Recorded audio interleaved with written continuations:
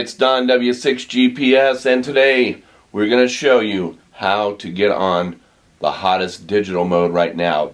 It's called FT8. FT8, and there's several other variants, but today we're going to focus on FT8. And we're going to show you how to hook it up to the brand new Kenwood TS-890.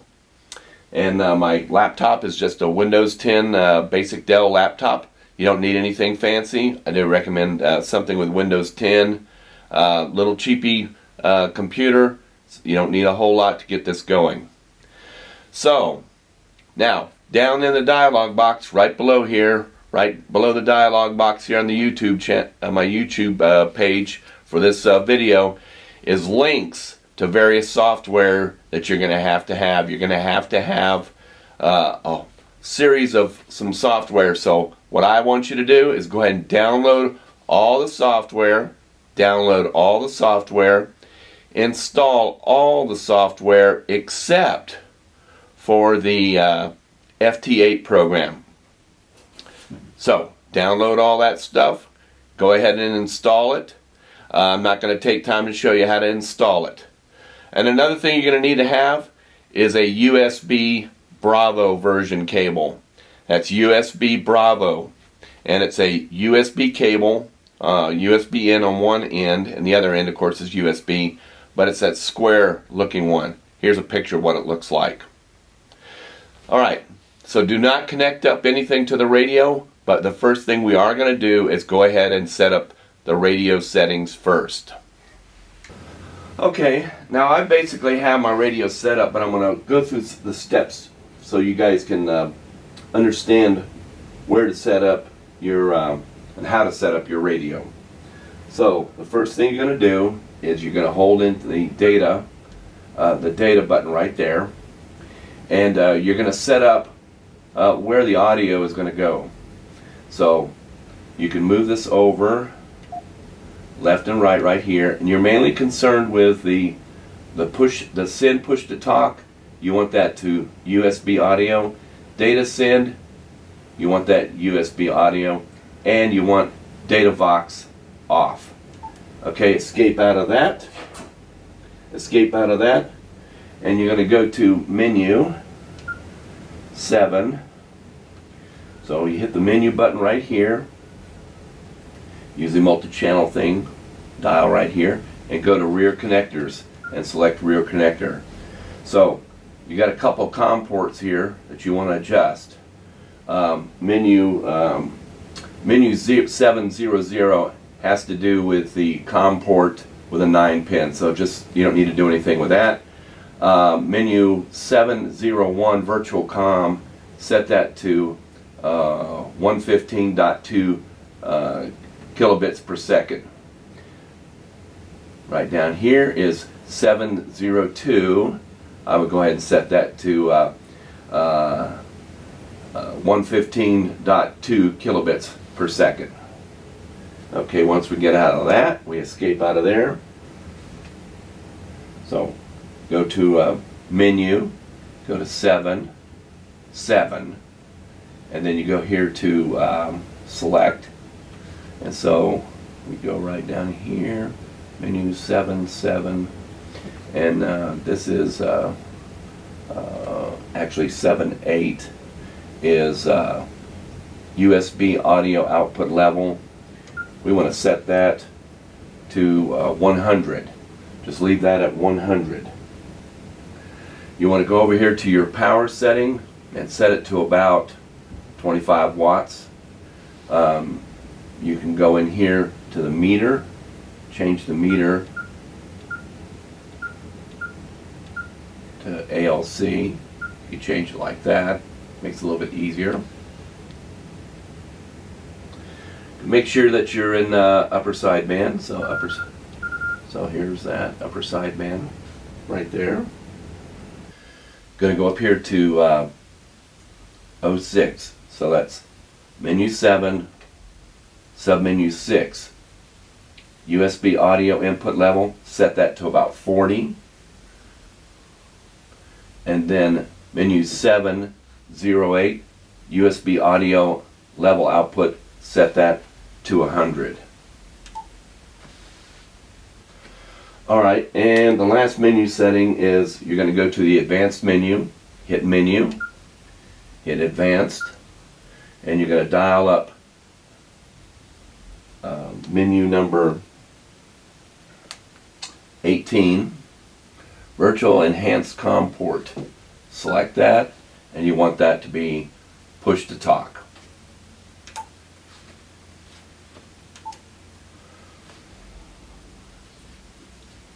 Okay, so that does it for the radio setup. The next thing you're going to do is power the radio off. You're going to put in the USB cable on the back. It only fits one way. It's a square end. And then the next thing you're going to do is you're going to boot up your computer and put the cable, the USB cable, attach it. Okay, so here's what we've done. First thing we want to do is there's a time program, a time sync program, and I've got it loaded up here in my computer. It's real important that you get this time server program working because this FT8 is time dependent, so that everybody's synced. So make sure you have your computer synced up to the correct time, atomic time, or whatever you want to call it, so you get that done. Alright, so now we're going to take and we're going to plug my USB cable into the computer. I'm going to turn the radio on, and we're hoping that the drivers that we installed and everything, it's going to find it. I'm not going to go into big details about that, but you do have to have your drivers installed. And I'm going to go up here to Device Manager, and up here to Audio Inputs and Outputs. And you're going to see right here TS-890 USB Audio Codec. Now that is something that I've renamed. So if you go over here to Open Sound Settings, you're going to see that this one right here is the headphones on the computer. This one right here only shows up when I have it plugged into the radio, and I've actually renamed it. So if you hit Device Properties like so, hit Device Properties, you can go in here, change the icon, and you can rename it. Okay, that's just something you can do just for management purposes, just to keep you sane. The other thing to check here is make sure your input device is a USB audio codec. Again, I've renamed it. This right here is the microphone array that's built in the computer, not the USB. So you can see there's some audio going on right now because I have the program running in the background. Okay, so now with that said, let's get out of this right here. We're going to turn the radio off, go into the program, and just go in here to the settings file. So now once I'm in here like this, I turn the radio back on. It says rig failure. Alright, so things can get kind of confusing here, but basically what I've done is you put your call sign in here, you put your grid square in here, and you want to set these settings. Blank line between decoding periods and TX messages to RX frequency window. Behavior, I checked monitor returns to last used frequency, and double click on call sets TX enable, which is kind of cool because when you see something, what you do is click on it and it starts the transmission. Now, the radio, it does not have an 890 in here, so we have selected a TS-480. We have gone to the COM port, so go back here to Device Manager, look at the Device Manager for the COM ports, and you're going to see that the Silicon Labs 12 and 11, those are the ones that you'll be using. Okay, so like if I unplug this, the Silicon Labs, they're going to disappear. Then when I plug it back in, they show back up. So make note of those COM ports, okay? So what you're going to use is a cat control, and for me it's on COM 12. Make sure that you set the baud rate to 115.2 megabits, data bits default, stop bits default, handshake default, and then over here make sure you change the push to talk method to cat. Make sure that you select this transmit audio source to rear data, and then mode is USB. Alright, so you can test the cat, and if you get a green light, that means you're communicating, and also there's a little beep the radio makes. So that is basically the setup. Make sure always, every time you go into this program to start your FT8 adventure, always make sure that the sound card is selected correctly. And again, I rename these just so that I can understand where I'm at. If you pull these down, this right here is the built-in mic in the computer. You don't want that. And output is speaker and headphones. That's built in the computer. You don't want that. You want the USB audio codecs. Alright, so once you get that, I got some audio here. I'm going to select my radio to get things tested. I got it into a dummy load. So basically what I want to do is set tune, and you're going to hear some audio coming out.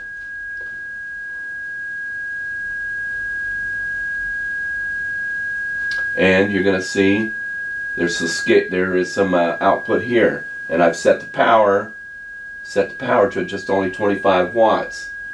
Now I can vary the ALC, or I could vary the output power by the slider here which says power.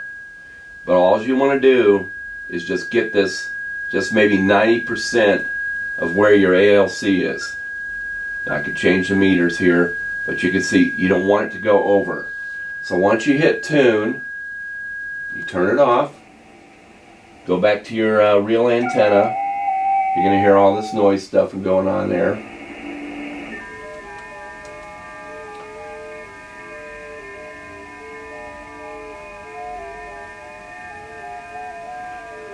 Again, make sure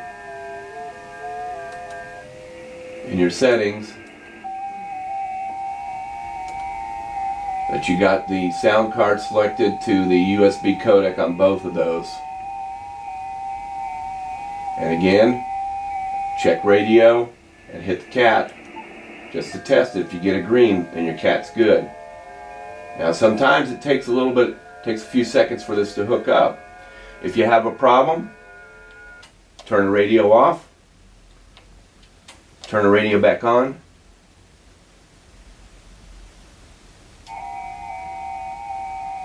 and sometimes you'll get a little beep from the cat. Again, check it one more time in the settings. Just check cat. If you're green, you're good to go. And there's a little beep there, and that confirms it. So when you see something here, and I'm not a big expert on FT8. I'm just showing you how to get your 890 going. Double click on that, and it enables TX. Not exactly exciting program, you know, way of communication, but you can communicate, and that's the whole idea about ham radio, whether it's in different modes. Again, I'm not an expert on FT8, but it is kind of interesting. So hopefully we just get to settings for the Kenwood radio. There are plenty other videos on how to run FT8 and some of these other modes here. So always make sure that you're in FT8 right now. I got a QSO going on here, and I've called CQ out to VE3MGY, and he's acknowledging back and forth.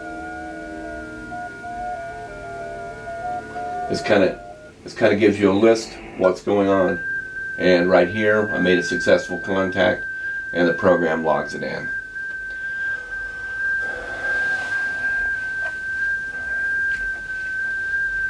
Alright, well, it's Don W6GPS, and you can reach me w6gps@yahoo.com. I hope it kind of gets you going a little bit here on FT8.